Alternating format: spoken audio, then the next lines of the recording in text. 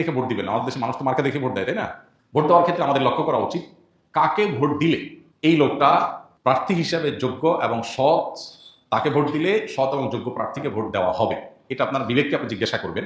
আপনি যদি সঠিকটা উদ্ধার করার চেষ্টা করেন, এরপর দেখলেন যে না, আপনি আসলে যেটাকে সঠিক মনে করছেন এটা সঠিক হয় নাই, লোকটা রাইট পারসন না, তাহলে আল্লাহর কাছে আপনার দায় নাই। কিন্তু আপনার চেষ্টা করতে হবে যে যে কয়জন আছে এর মধ্যে সবচেয়ে ভালো যোগ্য মানুষটাকে, সে জিতবে কি জিতবে না এটা আপনার দেখার বিষয়। আমাদের দেশে বেশিরভাগ মানুষ এই জায়গাটায় এসে ভুল করে, মনে করে যে তার ভোট দেওয়ার লাভ কি, ভোটগুলো তো নষ্ট হবে। ভোট নষ্ট হয় না। একটা ভালো মানুষ যদি অল্প কয়েকটা ভোটও পায়, তাহলে সে এটার উপর ভিত্তি করে সামনে আর কয়েকটা পাবে, তারপর আবার আরো কয়েকটা পাবে। কিন্তু আপনি যদি ভোট দেওয়ার এই রাস্তাটা বন্ধ করেন, অথবা তাকে সে কম ভোট পাবে এই চিন্তা করে আরেকজনকে ভোট দেন, তাহলে কি হবে? এই চান্সে খারাপ মানুষগুলো তাদের খারাপের রাজত্ব আরো বেশি করে করতে পারবে। কেউ জিতুক সেটা আপনি চাইতে পারেন, কিন্তু জিতানো আপনার দায়িত্ব না। আল্লাহর কাছে দায়িত্ব হলো, আপনার কাছে মতামত চাওয়া হয়েছে, আপনি মত দেওয়ার সময় সবচেয়ে ভালো উপযুক্ত ব্যক্তির পক্ষে মত আপনি দিবেন, বাস। এটা হলো আপনার কাজ। যে লোককে ভোট দিলে আপনার ইমান, আমল, ইসলামের স্বার্থ, মুসলিম উম্মার স্বার্থ সংরক্ষিত হবে, আপনি বিশ্বাস করেন। যাকে ভোট দিলে দেশের সার্বিক উন্নতি হবে, চুরি ডাকাতি হবে না, দুর্নীতি 2 নম্বরই হবে না, যে কারণে আমাদের দেশ পিছিয়ে আছে, পৃথিবীর বহু দেশের তলানিতে আমরা পড়ে আছি। যাকে ভোট দিলে আমরা সেখান থেকে উঠার রাস্তা পাবো, তাকে আপনাকে ভোট দিতে হবে।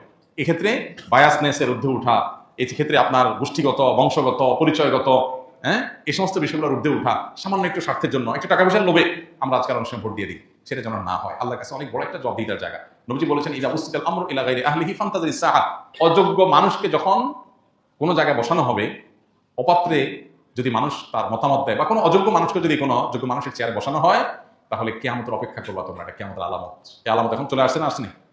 অতএব আমাদেরকে এখানে দায়িত্বশীলতার পরিচয় দিতে হবে। আল্লাহ বলেছেন, ইন্নাল্লাহা ইয়ামুরুকুম আন তু'আদ্দুল আমানাতি ইলা আহলিহা। আল্লাহ তাআলা নির্দেশ করেছেন আমানত যথাস্থানে পৌঁছানো, অপাত্রে যেন আমানত না যায়। আল মুস্তাশারু মু'তামান। একজন মানুষ তার মতামত চাওয়া হলে, পরামর্শ চাওয়া হলে, তখন সে আমানতদার হয়ে যায়, তার কাছে এটা আমানত হয়ে যায়। অনেক বড় একটা ব্যাপার। আমানতের খেয়ানত করলে এর ভয়াবহতা অনেক বেশি, এবং যত অপকর্মের দায় আপনাকে নিতে হবে, বিশেষ করে এই সুযোগ পেয়ে যত অপকর্ম সে করেছে, যদি আপনার ধারণা থাকে যে সে এই টাইপের কাজ করতে পারে, তাহলে সৎ মানুষ, নেককার মানুষ, দিন, উম্মাহ, ইসলাম এবং দেশের সার্বিক কল্যাণ বিবেচনা আপনাকে করতেই হবে।